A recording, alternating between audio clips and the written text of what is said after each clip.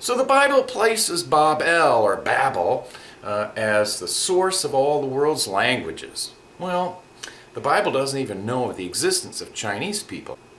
Nevertheless, the Bible rightly sits Babylon, Babyloni, the gate of the gods is what that term means, as the seat of civilization.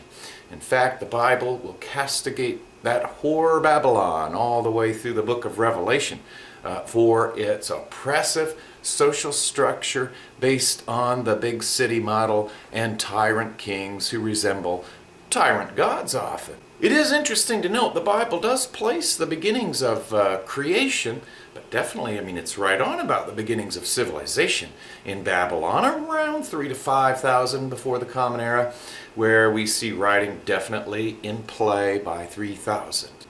The Bible goes further and uses an Akkadian Babylonian term, very similar to the Akkadian term Eden, to describe really, Eden was the fertile strip of grass along the Tigris and Euphrates.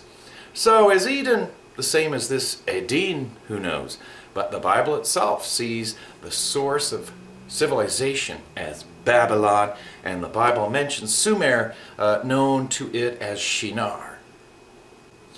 So if we look at the beginnings of the castigation of the culture of the ancient city-states with their dual laws for the big man and another set of more harsh ones for the little man and women, that the law code of Moses simply says, "Thou shalt not commit murder," not a special penalty for the poor and a different one for the rich. And in the story of Cain and Abel, we can see Cain is rejected by God. How come? He offers agricultural products made by the city-states with a dependence on rivers and agriculture to produce these crops.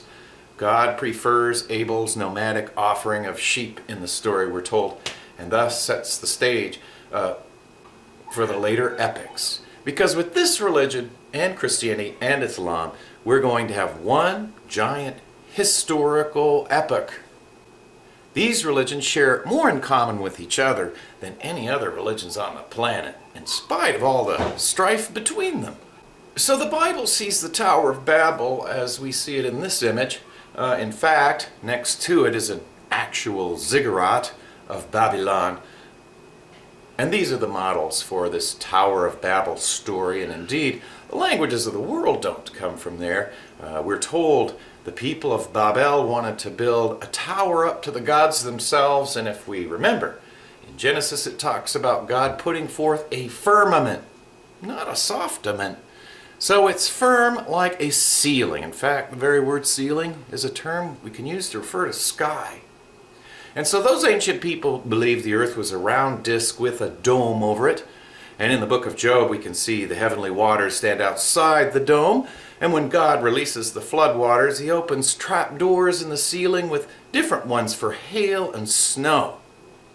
All ancient peoples believed this was how our cosmos was structured. And if we just look outside, we can see why they might have thought that. So I never like to laugh at Bronze Age people. They were as advanced as other Bronze Age people. For the Hindus, a ring of iron mountains held up the dome of the sky.